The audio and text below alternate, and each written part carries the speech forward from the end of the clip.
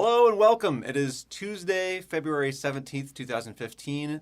My name is Nathan Glenn, and this is the Crosscraft podcast. We're back after a bit of a winter hiatus. Joining me this evening is the members of the group Animationpedia. Welcome. Hi. Hey. Hello. Thank you for joining me. I'm among my people at long last. With the animators. Animation and sound goes hand in hand. I think we're going to have some fun stuff to talk about. But we got to introduce everyone first. So let's start to my left this time. So tell us your name, your major, and what it is you like to do. All right. I am Kelsey Nornberg. I am a media arts and animation major, and I like to draw mostly characters, just building characters in a world for them to exist in, and I like to try and entertain people through that. Yeah. I'm Tennille Flowers. I'm also media arts and animation. I definitely specialize in more of the acting and animation side of things, obviously for animation, But there's a whole lot of different facets of animation you can be specialized in. I definitely do enjoy the animation part of it the most. I am Cody Heyer. I am also a media arts and animation student, and I like to focus on more of the well-roundedness of 3D and 2D animation all as a whole, and the different avenues that can take to have people enjoy what they're watching. So using all of the technology that we have at our... Yeah. Mm-hmm. Just learn as much as possible. Mm-hmm. Awesome. Good answers. If anyone forgot, I'm Nathan Glenn. I'm an audio major, and I really like sound design things. I like voice acting, and so I feel like I get in really well with the animation group. We like you. Yeah. You're an all right person. I joined a bunch of the clubs here on campus. I joined a bunch of their Facebook groups, and I feel like the animation group is the one that I talk in the most frequently because I'm genuinely interested. It's not just networking. It's like Right. I want to read these because it's fun and cool. The articles that you guys share with each other in the videos. Well, and that's the whole point of the club, is it's not necessarily about networking. It's just stuff that's like, hey, because you're interested in animation, you should know these things, and Yeah, this is like interesting stuff to read. Yeah. I think it's a good way to promote constantly thinking about the craft, because what better way to get better at something than by just being curious and by discussing it over and over. Learning outside of school and kind of like taking charge of your own like external exposure. Yeah. Yeah. And there are lots of different avenues for animation. Oh, yeah. And getting exposed to a whole bunch of stuff is good. It's super good. Especially if people who are way better than you in some areas can share stuff that they've learned through club pages and such. Animation is such a team because of that too, and that's why I really like it. Like, I'm so excited to work in a studio one day because I'm not the best at one thing, but I really enjoy another thing, and hopefully I can do the thing I'm stronger at, but even if I can't, I am near an artist who is good at what I'm supposed to be doing or what I want to get better at, and it's just like a huge conglomerate thing. I love it. Yeah. It's a people. Yeah. It's Audio is like that too. It's very specialized. Like you learn how to record stuff together, and then you branch out and you just go into these deep rabbit holes. Do you ever act shady around your fellow audio people and be like, hey, can I get that that ball bounce? I mean that ball drop sound effect? I'll be like, hey, can you build me a synth? What? Build me a synthesizer, because I don't know what I'm doing. That's not even shady. That's just like, I need help. I think Cody was just trying to see if you mess with your colleagues or not. That was a weird question, Cody. No, I think I get it. But, trading specialties for specialties, a favor for a favor. Oh yeah, under the table kind of stuff. Okay, now I'm seeing. I think that if I were to suddenly become a crime boss, that I would have a lot of favors owed to me by audio students, because I've been doing the voiceover for a bunch of their sound design pieces. So they have to get some actor into the booth to provide a voice. Yeah. You put on the Godfather voice and be like, hey, you owe me a thing. Yeah, exactly. Come to me. And they won't be able to resist because I'll have the voice right. Yeah. I'm in debt to you. You did a voiceover thing for me. That's true. It was a personal project. Kelsey. Oh, good. I have yet to ask for my favor. That's fine. We'll talk Everyone later. can be in debt. Now at some least you point. know what you're getting into. Mm-hmm. Okay. So let's jump into some of my conversation topics. I always like to start with this one. What is your definition of art? Because we're all artists, and Crosscraft as a podcast asks this question of people from all different types of art. So let's see how you guys answer. What's the definition of art? I think I'll start this one off here by saying I think as commercial artists, we all relate to this a lot. To us personally, art is more of a means of entertaining people than how a lot of artists view art as a way of like gaining personal satisfaction from completing something. But since we're in it for the animation, we see it more as a means to tell stories and to entertain people and bring them along inside our head into these little journeys. Exactly, yeah. I like to see it as a way of expressing myself, but also inviting people along to either change the story or simply watch the story and take away from it whatever it is they want to. Yeah. Because hopefully, you know, you leave it open-ended enough that it's like you can take away a personal gem or like lesson and, you know, still on point enough that it's like, I wanted you to feel happy here and you felt happy, and that's a fun thing to do, is to make people laugh and Yeah, smile. definitely. If I could describe it in one word, like Kelsey said, expression, which is basically like if you can take experiences from your own life and put that into your art to make people understand, it's just rewarding. Yeah. Art is a whole new realm of like communication. Mhm. It's very inviting. Good round. You guys are confident. I like it. You guys knew what you wanted to say. Do you That's get awesome. people in here that are like, oh god? Well, It's almost like you gave us a list beforehand. almost. I can't imagine what that would actually be like. It's true. It's true. I prep my guests a little bit. No, but it's sometimes the subject of a little bit of debate, as it has been in previous episodes. I've been polishing my definition, and I want to see if you guys have any holes to punch in it. What is your definition of art, Nathan Glenn? My definition of art is any subjective work that is created with the intention of evoking a feeling, an emotion, or discovery. I think as a broad meaning of art, that's very That's- spot on. I'm just saying probably on a more personal level, we connect it more to entertainment. Right. Yeah. Right. I Yeah. love that idea of discovery, though. That is perfect. Yeah, It's that- really wonderful. That was something that that my previous definition was challenged by, like, hey, what if I write poetry in my notebook and I never show it to anybody, but I learned something about myself? That's totally still art. And I'm like, yeah, Oh, that yeah. should be right. So that should be This is in very the, private art. that and should that's be fine. in the process. Yeah, because I think that art is a process, Oh, yeah. and I think a very small percentage of art makes it out to the consumer, Oh, yeah, definitely. right? as a lot of- as a product. I mean, and this comes from an animator's perspective. There are thousands of drawings you will never see from an animator. Yeah. Because Oh my gosh. we draw a lot of crappy drawings before we draw the good ones. There so are fully animated sequences that get thrown away, and even if it's like only 4 seconds, that's hundreds. That's hundreds of drawings you'll never see. Like, yeah. Right. But I don't know, that's the thing that fascinates me about designing things in general is, like, you iterate and you sit in your workshop and you tinker, and then you show it to your friends and your friends give you input, and then you throw a whole bunch of stuff in the garbage and you tear out new sheets of paper and you keep going. And then eventually you experimenting. end up with this, like, radical new thing. And it's The first draft is always the stuff you throw in the trash. yeah.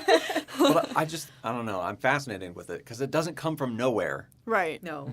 You know, it doesn't just spring to the mind. I think that that's a important thing for people to realize, is especially if you're a new student of the arts or something like that, is you can't be down on yourself for not having the best idea right away, because everything comes out of a process. It definitely takes work. Yeah. So sick of seeing so many character designs where it's like, it's a 20-something-year-old cool looking guy. He has We jeans all and a shirt. eventually get out of that phase.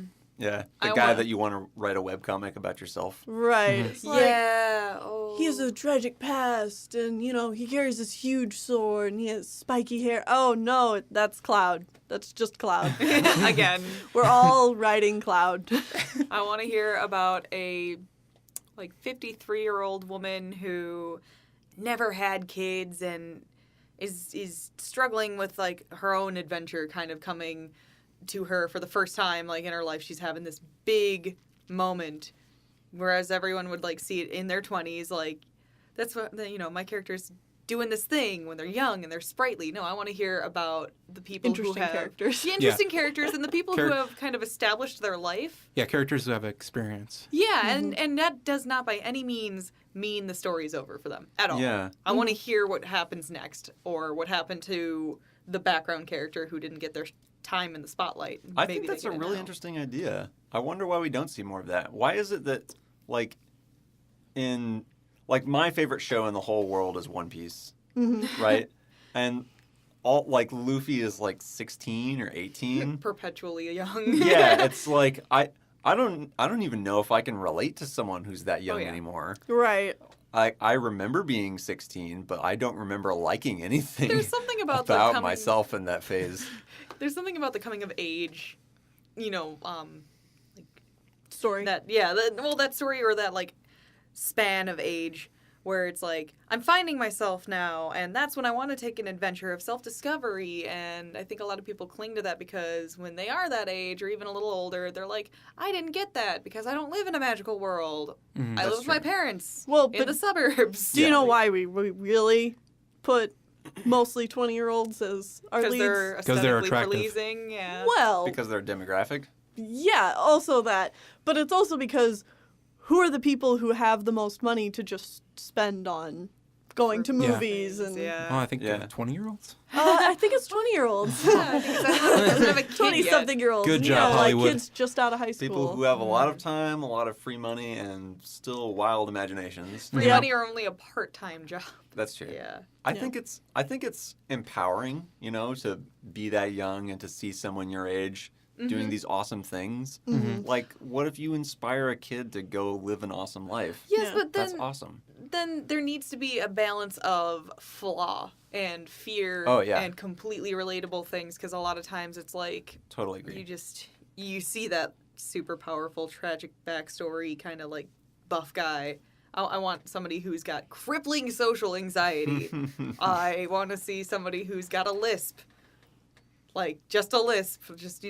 That's something they have to deal with, and it doesn't impact the story at all, other than, some people, talk to me differently or look at me differently, but everything I have to say is just as important as super perfect man had to say. Larry the Cucumber has a lisp. You're right! He influenced a generation. Well, many generations. He influenced me. Yeah. That's good enough. Yeah, Tennille is a powerhouse. She just made a face for all Yeah. you listening. Could you hear that Thank little you. hamster? Do you guys write a lot? Do you guys write narratives or prose outside of something that you want to use specifically for animation? I used to write so much when my drawings weren't good Oh, right. because in high school I was an AP English student, and so I knew how to write. Writing was no big deal, but I really loved art more. I just couldn't. I was just still really bad at it. So instead of drawing all my ideas, I would write them out. But now that I'm getting better at drawing, I definitely draw more than I write. Yeah, I feel the same way about Tennille. I'd rather not spend time writing down a story, or I can just draw it, and it comes across easier to other people, so they don't have to sit down and write. And it's hey, look at this character. Do you think this would be a good idea? And you just tell them. And I just, Yeah, I get that, because I used to write a lot. I used to write short stories. I've done National Novel Writing Month 3 or 4 years, and that is That's always an been, undertaking. It is. And I feel like I've always had particular difficulty because I feel like I have trouble interfacing with that medium. Because I have this idea like you get one stream of information as a reader. And You it's want it words to on be a page. auditory. You want to make that sound. You want that tone Well, that you can't really deliver on paper. I want it to be seamless in a way, and I feel like I can't write in a way that's seamless because like You have to break it up. You have to embroider it then. You have to make the seams something that adds to the story. Yeah, and that's the thing that I have a lot of trouble doing. Like if I'm like writing the scene where he walks into a new town, and I want to tell the person about the town, but I also want to tell them about what the character is doing, and like I just get pulled in all these different directions without just detail dumping on like just Yeah. here's everything you need to know right it's here so now. hard to maintain a good balance and to keep the reader engaged. And I read authors who do that very well, and I just can't for the life of me imitate it.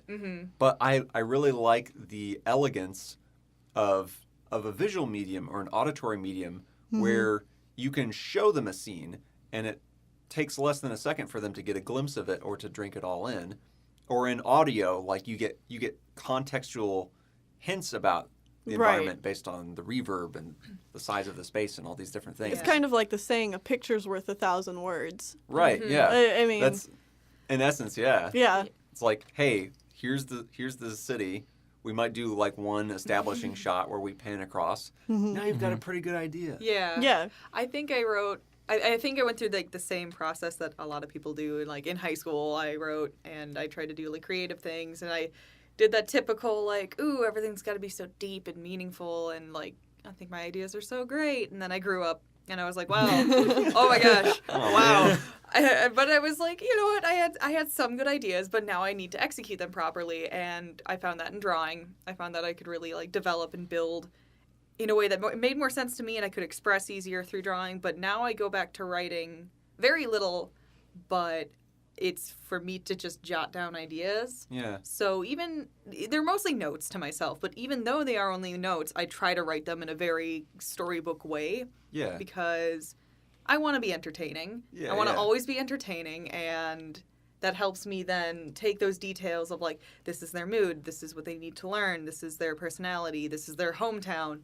And then I take that and I'll apply it to their design if I have to change anything, or I try to keep it in mind when I have them moving.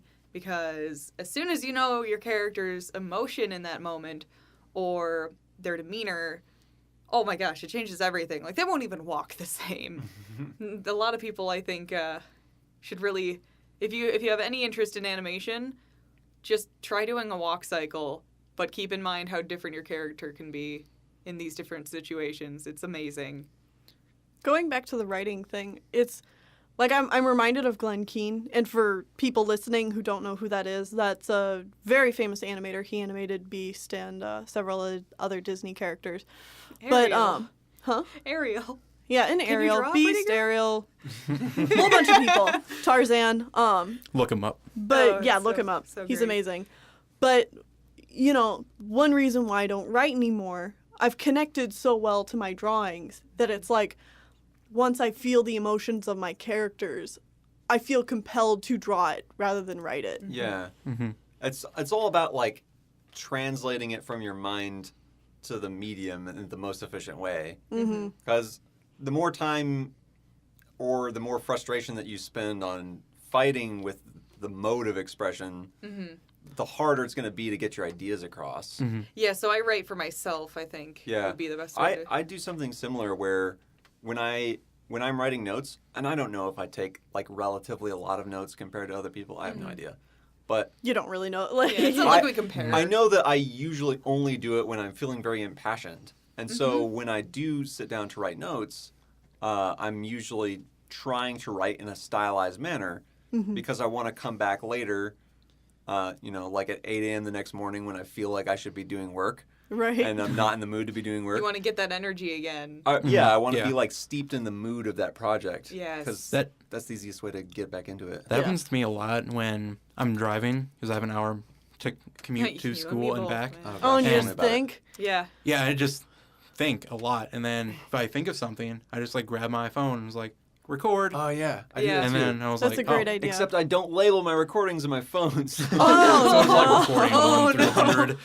Yeah, they're just recorded by date, and I'm like, I wonder what I was thinking Yeah, about. I- on the Yeah. 7th. I rarely write down ideas. It's always just on my phone. I just Yeah. Yeah, go I back use my next drive day. to think too. That's a though. great idea. Lots of good. Whereas I feel Well- like now the only times I really write is times when I'm doing like those analysis.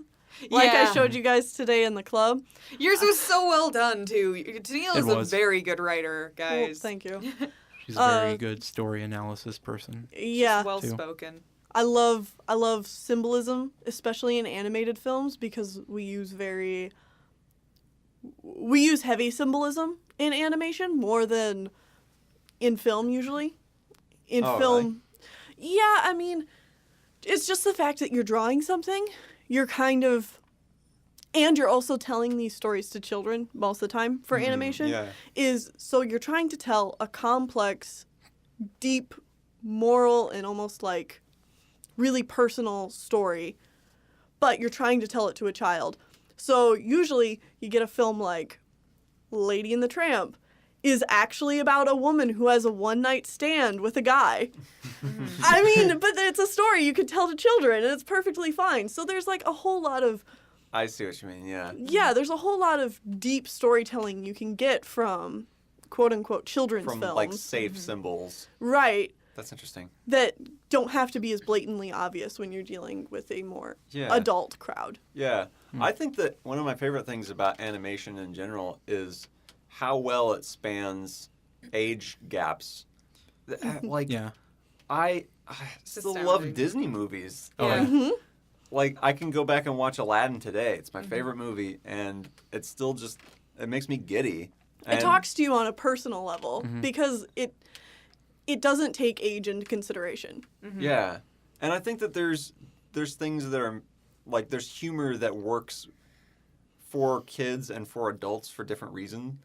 Like they'll give you some really witty banter or some reference, and you need to be an adult to get it. But they'll pair it with some slapstick, so the kids are like, Yeah. I recognize that's that was also a funny funny. phrase. Right. I think animation can really captivate that like all-encompassing humor because, like how Tennille is saying, we're drawing these things and we're trying to not just like symbolism in writing, but visual symbols. We're trying to bring all human emotion that one person can have and put it into like a drawing. like one cell after another, and make it really simple. So it makes you break down the core elements of what's funny, what's sympathetic, like what makes you feel a certain way. You're stripping and- away all the smoke and mirrors Oh, of real yeah. life. Yes. And just like what's needed for this And- particular scene. In a totally different realm of like, not story, but I love Bob's Burgers compared to like I know you're laughing, but just as an example of a show that lately has become very popular and is something that a child could watch. A child watching Family Guy could have a lot of issues, but something like Bob's Burgers or most of the all of the Leica films, stuff like that where a lot of adults have really gravitated toward it too. Yes, Bob's Burgers is aimed at adults, but it's just so raw and realistic, and it gets those just core elements of an awkward teenage girl or like a middle-aged couple that may or may not be struggling financially, and it's just so relatable. Like I don't know where I'm going with this exactly, but it just beyond It Disney speaks to you. movies, it speaks to me and it speaks to a lot of people in a way that's like Disney is the pretty fun adventure everyone wants to have, and then we can also start encompassing.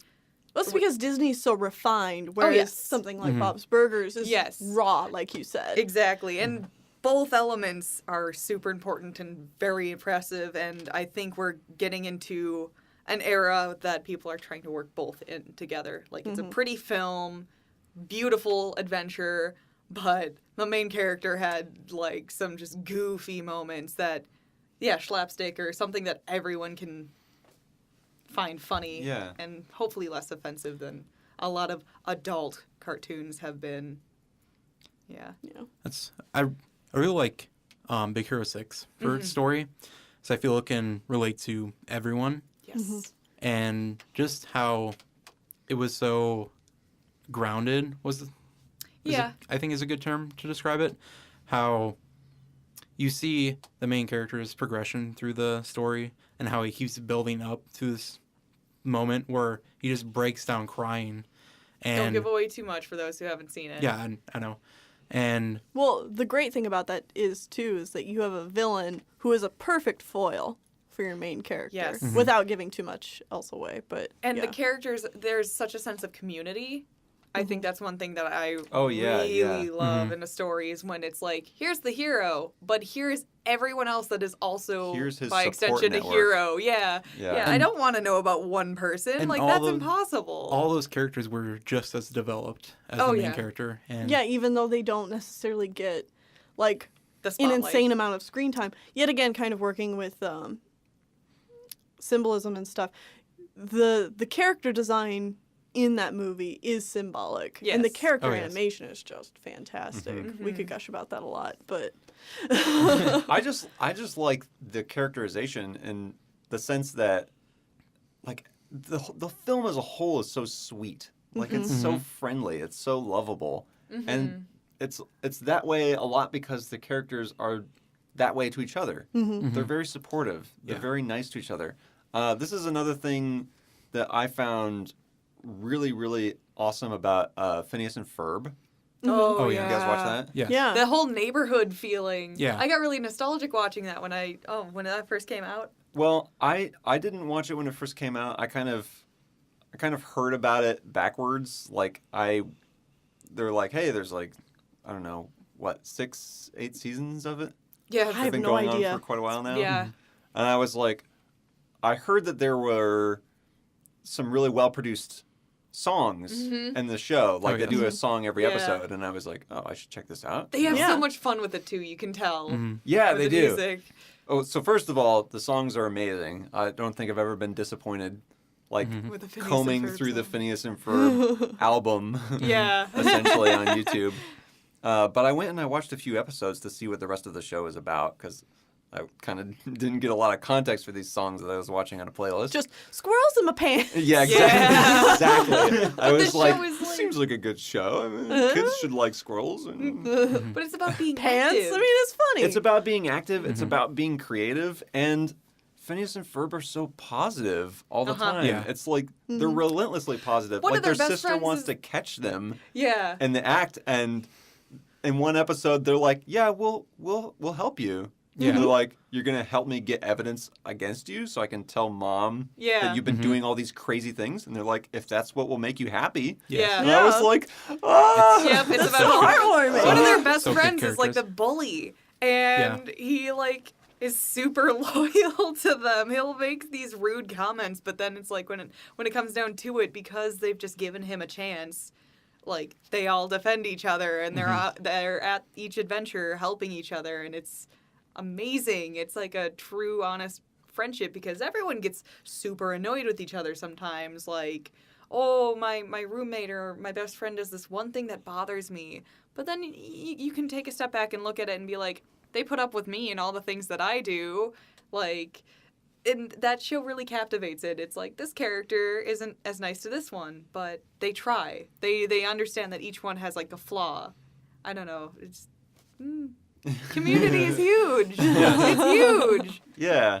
I mean, I know that there has been kind of a thing within comedy writing in general where we have such this preponderance of aggressive and mean characters because it's pretty easy to make something funny out of one person being really abusive to another one. I blame that on Beavis and Butthead and Daria. They started it all. Oh, really? Yeah, especially Daria. Daria's all about that, like, kind of cynicism. Sardonic humor. Yeah, exactly. Beavis and Butthead, their creator, I forget his name right now, but he went on to make King of the Hill, and that was a much better show. But Beavis and Butthead was, again, that crudeness. Pretty lowbrow Yeah, comedy. oh, definitely.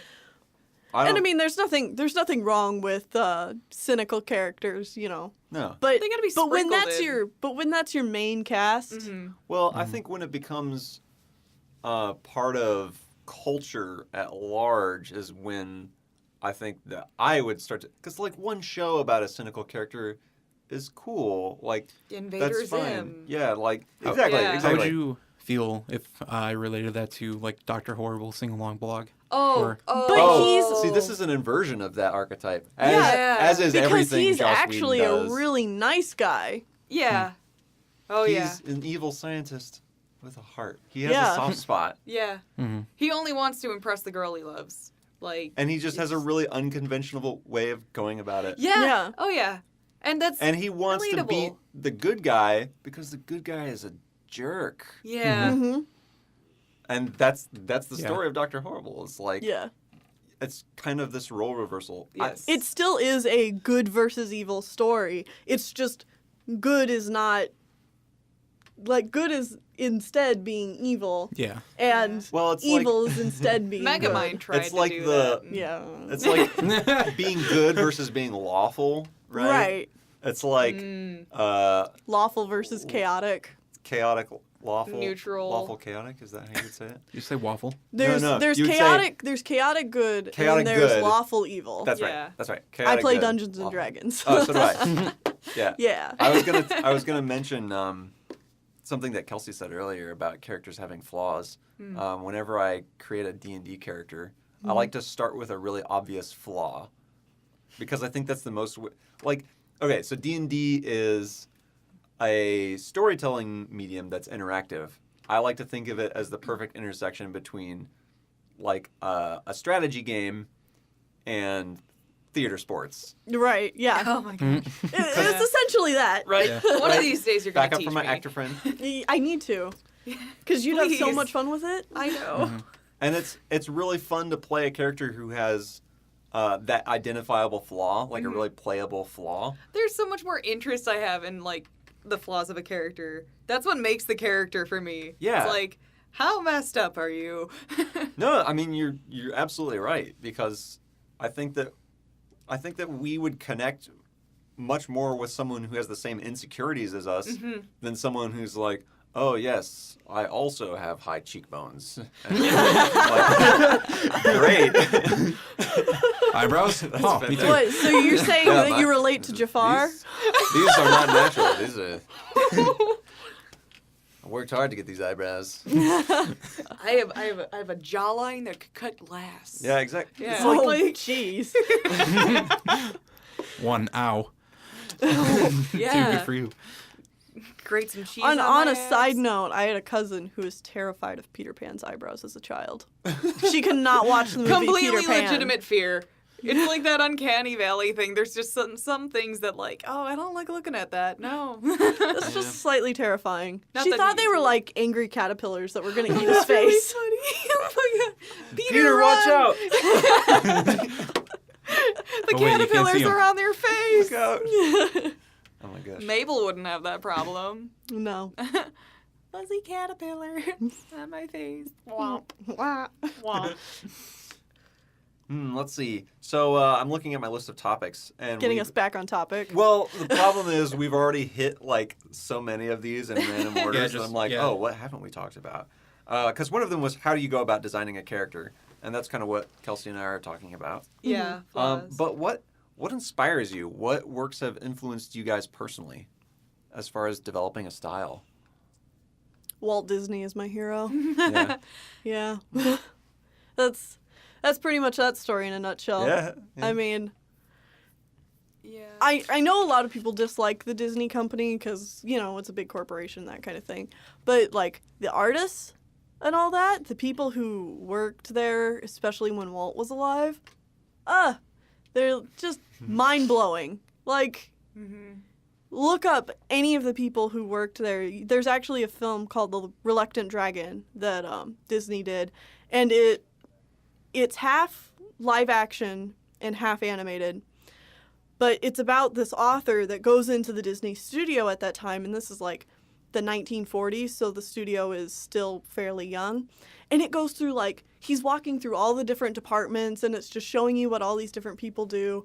And, like, just gives you an appreciation for how much more work they had to put into films back then as Yeah. compared to now we can And they sidestep a lot of that because of And technology. they loved every minute of it too. Gosh. Yeah. Yeah. Studying the technology from a few generations ago makes me terrified. Like Yeah.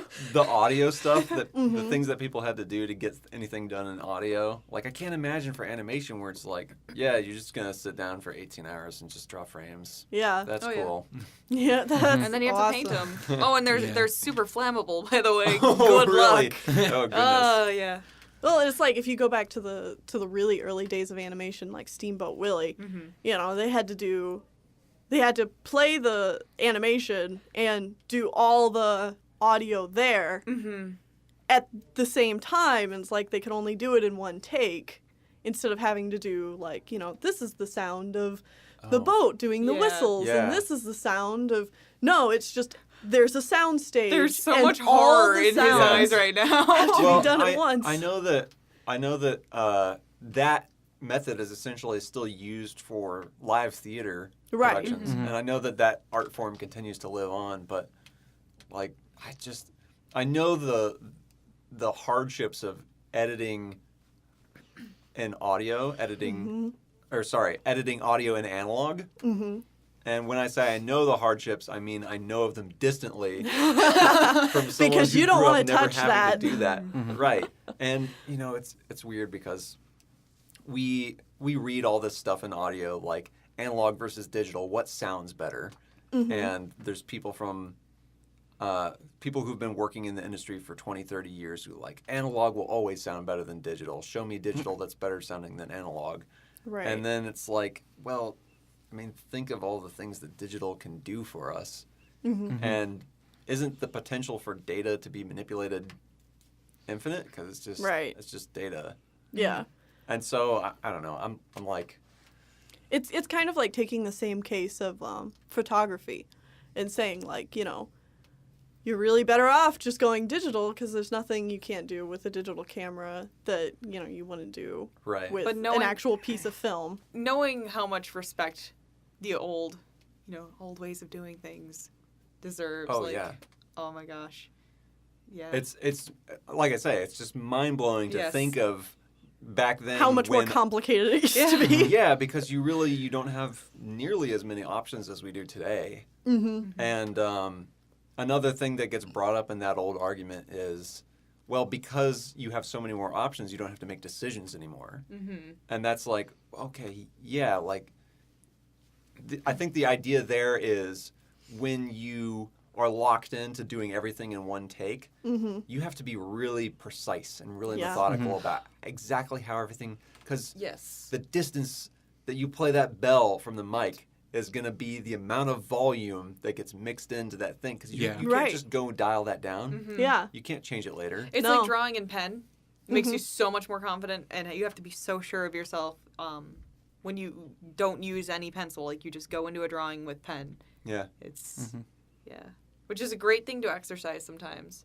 There's some Just things to practice. There's some things I think in life that you can't do slowly, and there's some things I think you can do that you just can't do cautiously. You have to go head first, just boom. Just Yeah. dive into it. Yeah.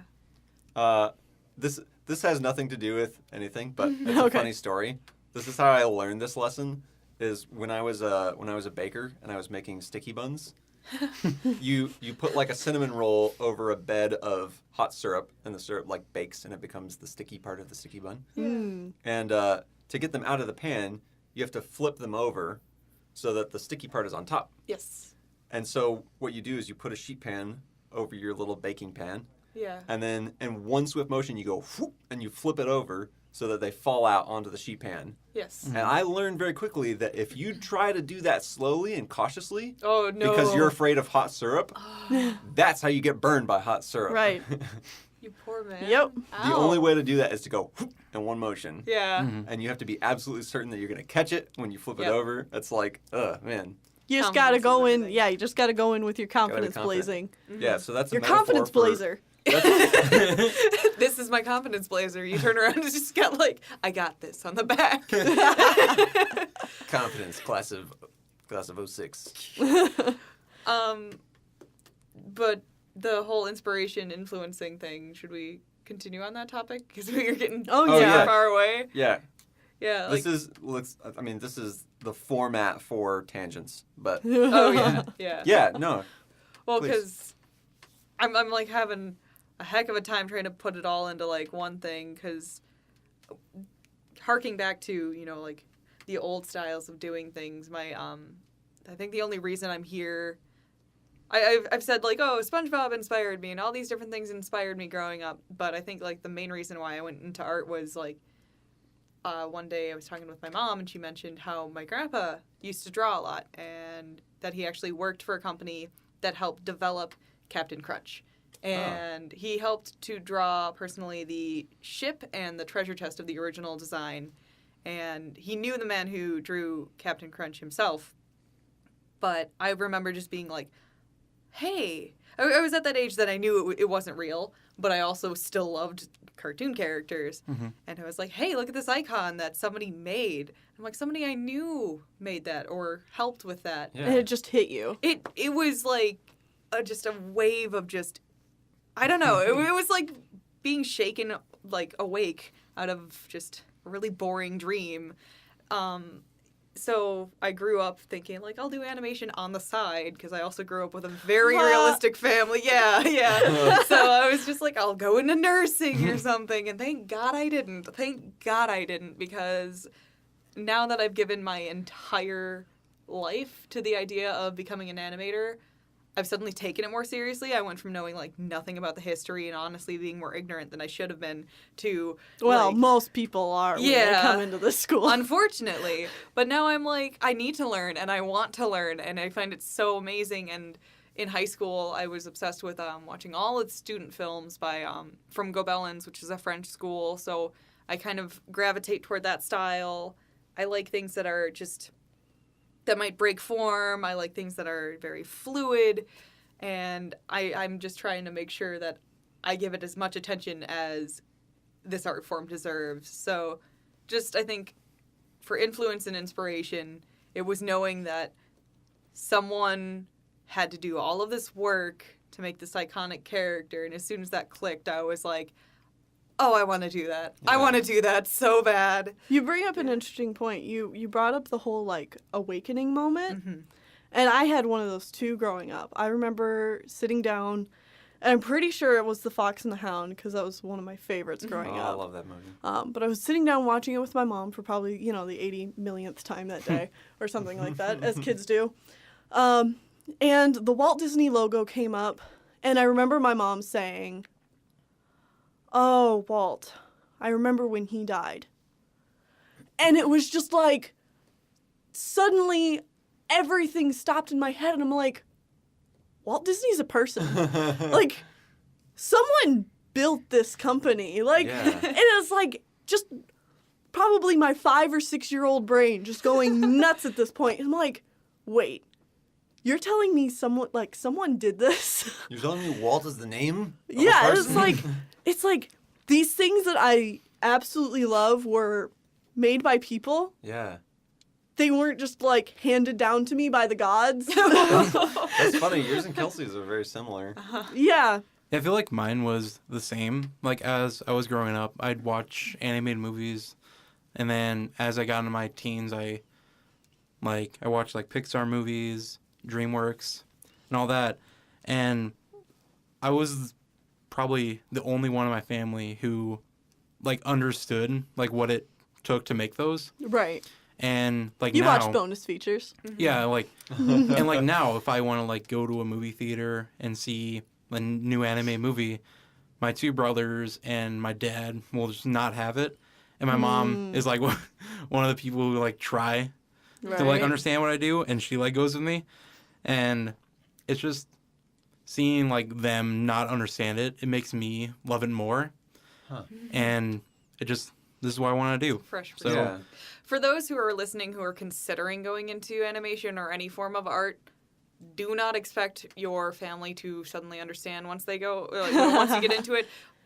So happy that my family's as supportive as they are. And if you have a supportive family, do not take them for granted, even if they have no clue what you're doing. if they try, Yeah. it means the world. Even if That's they all can't you can really- ask for. Yeah, even if they can't really try, because they're like, these animated movies don't do much for me, but they say to you that they are proud that you are doing what you love and you're working hard. Like, that's the most you can ask for, because not everyone is an artist, and it's not so much like, oh, my parents don't care enough to try. No, they didn't go through what you did to learn this process, and they probably never will have as much of an appreciation for it. Mm-hmm. But then that's your job to captivate other generations to do what you do, and to really be engaging with your colleagues and your peers and your coworkers, and find that connection there, and then keep instilling at least a level of entertainment in your family. Like, maybe you don't understand what I did, but I made you laugh, and Yeah. that's good enough for me. That's Right. kind of how I approach it with my family too. It's like I'll show them the product,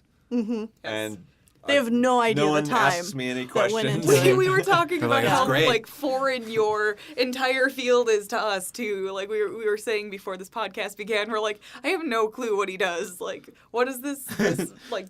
What is Frequency? that box on the floor? Oh yeah, the box. That's my field recorder. Yeah. So these mics take the sound of our mic. voice, and we're putting them into this box Frequency. where they're stored volume. like the Ghostbusters trap, Whoa! Oh. and then I plug that into a computer, and all the ghosts come out. I'm seeing all these. Does So it- you're wires using cross- similes. Now I understand what you're talking Yeah. about. Yeah, basically, go watch Ghostbusters 1 and 2, You'll know everything you need to know about and being that's an audio basically major.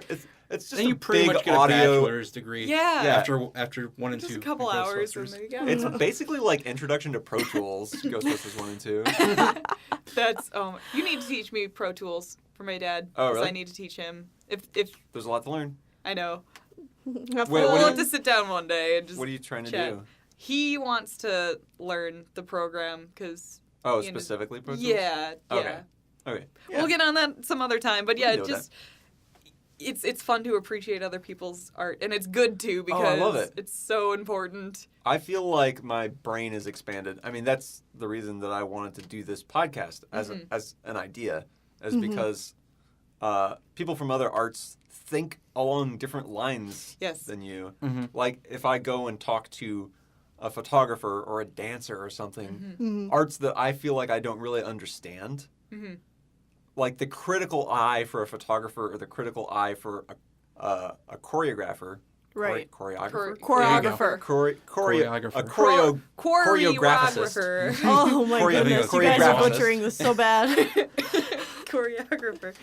There you go. Too bad I can't edit these ghosts. Well, anyway, I'm afraid of no ghosts. if I try to get an insight into what looks good to them, like what do they try to create in their arts that I feel like I don't really understand, I always feel very enlightened by that process. Mm-hmm. It's just really interesting.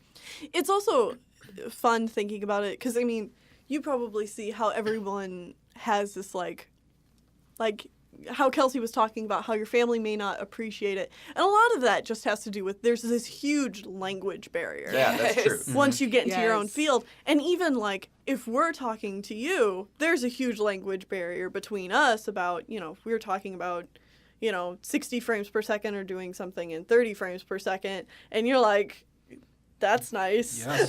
Yeah. Hey, I play video games. Well, I'm big on the frame differences. Yeah, Frame exactly. rate. Yeah, exactly. It's fun when you do hit that little thing that like my dad understands most of like the frame stuff, and he understands like how stop motion. He understands the difference between pose to pose and straight ahead because just had a conversation with him about it. I That was can like, be a hard one for people to get. yeah, and he actually understands it because I was saying I didn't follow that. okay, so let's see if we can explain it. Basically, I'm a like muggle. pose to pose is when you, let's say you're having a character go from one foot to the other during a walk cycle. Okay. Pose So to you- pose is essentially a comic book. Yeah. So Yes. you're Okay, yeah. taking like the main things that you need The main from poses. each pose, and you're displaying those. Yeah. Whereas straight ahead is you're going from point A, and you're gonna do all the drawings till you get to point B, Oh, and then okay. you're gonna do all the It's like- drawings till you get to point because C. It's like Because writing a in- book without going backwards. Yeah, because in pose to pose, once you have those major poses, you go back and you fill in the last. Oh, so it moves okay, smoothly. Okay, okay. Yeah. But in straight ahead, it's like no, there is no going ahead and plotting out where else you'll need to be. It's just going straight ahead. So Oh, I in something see. that's stop motion, Yeah. where you're just moving elements of a physical model or a puppet, Yeah. you cannot go ahead and make each pose and then go back and expect it to be the exact same pose You're forced as to your do straight ahead. Yeah, Yeah. you Right. have to do straight ahead. I And my think- dad understood that, and I was like, moment of connection. I think I'm understanding the purposes of each one of those approaches, because I have a project right now where I have to compose a song in MIDI, and I've been trying to plot it out, and every time I try to plot it out, I'm just kind of wrecked by the idea that I am not very good at composing in MIDI Right. now because I'm learning it. And so every time I have sat down with the intention of like drawing out a plan, I'm waylaid by like, how do I get to this stage in the song? I don't know. Right. I'm not good Yeah. enough to do that yet. So But you know you need to get to that stage. what my It's like having instructor a said template is to and- make something ambient, to make something like more organic. And I was like, oh, yeah. What if I just start playing and I see where I end up? Yeah. Yeah. So that'd be essentially Yeah. looking straight ahead. Yeah. Exactly. So, Right. yeah, I can see that. And now we've done the thing. We've broken Yeah. the language did the barrier. Yeah, thing. exactly. About Like- the Crosscraft. Oh my gosh. You couldn't step into you couldn't sit down at a drawing table and do what we do, and we couldn't step behind like a recording booth and do what you do, but we can appreciate it more.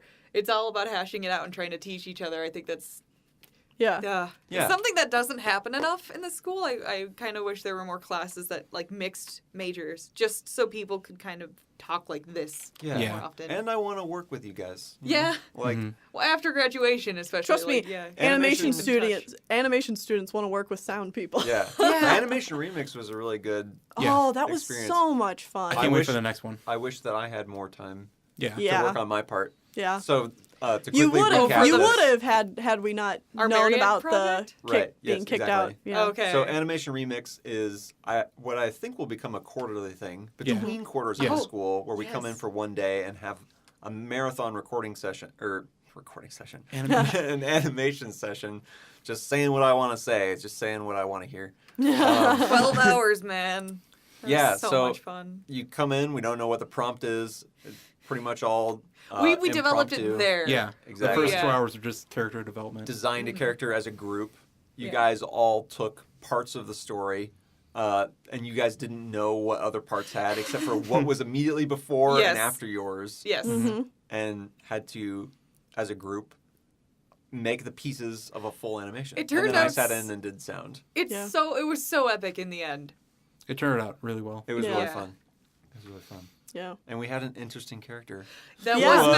was not a 20-year-old man. No, was- no. She was an older lady. Yeah. I demanded that we not do a 20-year-old right Yeah. at the But- start of it. It I'm was like, a very let's make it an old lady. I don't But want to she say was a pro frail. wrestler. Yeah. She was spry. Yep. Oh, she was She yeah. was a spry old lady. She was a very plump lady too, but she could move. Wow. Yeah. Yeah. That people's elbow.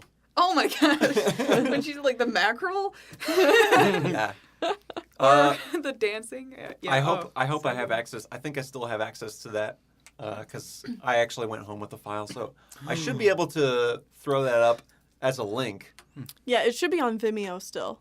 Yeah, With Yeah. the part documentary. There 'Cause I want- cannot behind the be scenes. I want to link that. At the there end of this cannot be podcast. dialogue in these animation remixes because I feel like that would just be so unless we had like 24 hours. I feel Right. like that would be really difficult. But just like the simple sounds and just getting that mood Yeah. in, like that was perfect. Yeah, yeah. I would say no voices at all. Just Well, it's because kind of writing a- out the dialogue would be It's kind of a Crazy. rule of animation that if you don't need dialogue, you don't use Yeah. it Yeah. conceptual You sounds. should be able to like so tell a much better. story without dialogue. without dialogue. I'm always really disappointed. I mean, I'm a voice actor, and I'm disappointed when there's a movie that's completely silent and then they break the silence. Yeah. Oh, yeah. Like I'm a It's voice actor, and jarring. I'm like, I don't want anybody to talk right now. Yeah. I just want to be like It's been a just silent steeped film in for the the last mood. 9 minutes, and then Yeah. someone starts to have a conversation. I'm like, what? Why? That's why movies like Wall-E are so powerful because like the first 40 minutes, there's silent. no spoken dialogue other than like Eva, directive. directive. Yeah, Yeah. It's a good It's film. probably one of my favorite Pixar movies because of that reason. Mm-hmm. just so good. All right, animators. I'm sorry to say that this has to be a little bit of a shorter podcast because of time constraints and technical difficulties running around. Myriad of them. Oh boy. I got some stories for you guys This as soon as we school's turn these mics equipment off. cage is perfect. Oh, It's A+. A++. Actually, they were all very helpful. yeah. To- Well, the people are great. Honestly, honestly, I could not have gotten better service today. Yeah. But it's things happen. hardware was missing. This pop and guard things. thing is in sorry shape, though. It's great. I don't know what you're talking about. It looks perfect. You're not even seeing it from the side. So we'll have to catch up with you guys later because I feel like there's at least another hour of enthusiastic conversation to I be would be had. happy to do this again. Yeah. Oh yeah. And like I've been saying, my eventual master plan is to make the Crosscraft formula even more chaotic by taking 4 people, each from a different major, That would that be would be amazing. so cool. and trying to get. Cycle us through so we each get a chance, please. That would be so nice. Yeah, I have a lot of people that I want to talk to, and I want to talk to you guys again. So let's keep on planning. Let's keep on planning. Yeah. All right. Let's do it. Thank All right, you for guys. having us. Thank you Yeah, so thank much you for very being much. here. Yeah. Thank you. And we will catch you guys next time.